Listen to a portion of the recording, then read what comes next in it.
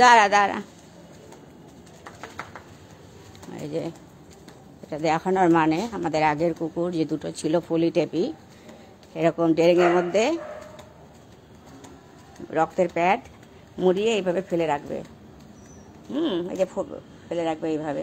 কুকুর যখন তুলে যখন কুকুর রাস্তায় ছড়াবে, তখন কুকুরের নামে দোষ হয়ে যাবে। এটা তো দূর থেকে লোক আসে ফেলেনি, এইটুকু গলির মধ্যে যারা থাকে তারাই ফেলেছে। এই যে প্যাড মুড়িয়ে ফেলেছে।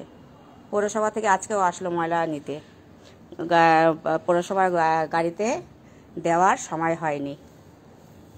আর এই যে এইটুক রাস্তা, আর এই যে সামনে হাই রোড, ওই যে হাই রোড সামনে, ওই যে হাই রোড, গাড়ি যাচ্ছে। কটা বাড়ির পরেই এই বাচ্চারা কখন আছে কখন নেই, এদের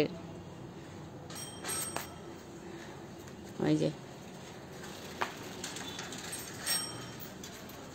ছুটে বেড়াচ্ছে, কখন কোন গাড়ি আসবে এসে ঠুকে দেবে, ব্যাস শেষ হয়ে যাবে। এদের সাথে ওই যে গাড়ি যাচ্ছে, উপর দিয়ে যাচ্ছে, নিচ দিয়েও গাড়ি যায়। আর এই ড্রেনের মধ্যে এই যে রক্তের প্যাড পোটলা করে ফেলেছে। দূরপাল্লার থেকে তো লোক এসে ফেলেনি, এইটুকু রাস্তার মধ্যে যারা বাস করে তারাই ফেলেছে।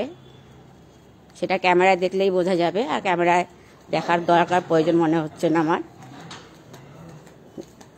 এইসব কারণে কুকুর দুটোকে এদের মতন করে, কুকুর দুটো তো মানুষ হয়নি, তাহলে ওরা কুকুর হতো না, মানুষ হয়ে যেত তোদের মতন। রাস্তায় কেন রক্তের প্যাড কুকুর তুলে ফেলবে? এই যে এইখান থেকে এই অবধি বাড়ি। কটা বাড়ি? একটা, দুটো, তিনটে, চারটে, পাঁচটা, ছটা, সাতটা। তো দূর থেকে লোক এসে তো ফেলেনি রক্তের প্যাড। লালুও তুলতে পারে, একটু পরে ভোলাও তুলতে পারে। হ্যাঁ, তুলে তখন ওদের মাথাটা চিবিয়ে খাবে। ভগবান তোদের এমন করে চিবিয়ে খাবে না সারা জীবন, তিলে তিলে মরবি তোরা, তিলে তিলে। আমার ফুলি টেপিরে শেষ করেছিস, তোরা ভাবিস না তোরা ভালো থাকবি। পচে গলে মরবি, পচে গলে মরবি। সে আমি বলি আর নাই বলি। এই বাচ্চাদের সাথে যারা মানে বদমাশি করে, এদিকে কি ঠাকুর বলে মনেও থাকে না, মা সন্তোষী ব্রত করছে, মা কালীর পুজো করছে, ঢাকঢোল পিটিয়ে সব দুর্গা কালী। আর এদের বেলায় তখন এদের গায়ে ঠান্ডার মধ্যে জল ঢেলে দিচ্ছে।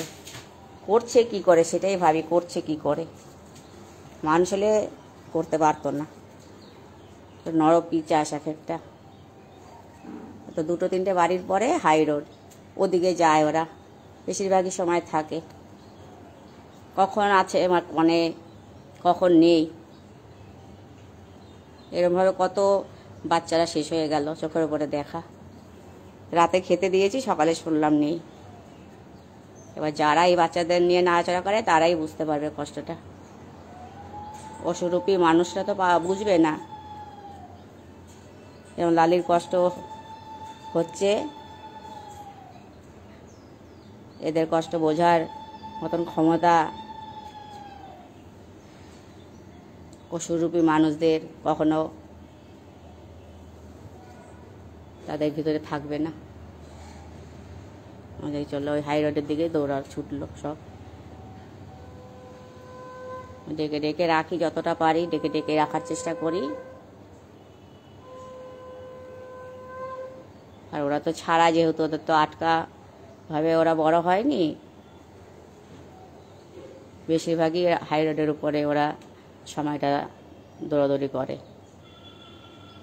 যাক, ওদের ভাগ্য যে কদিন থাকে।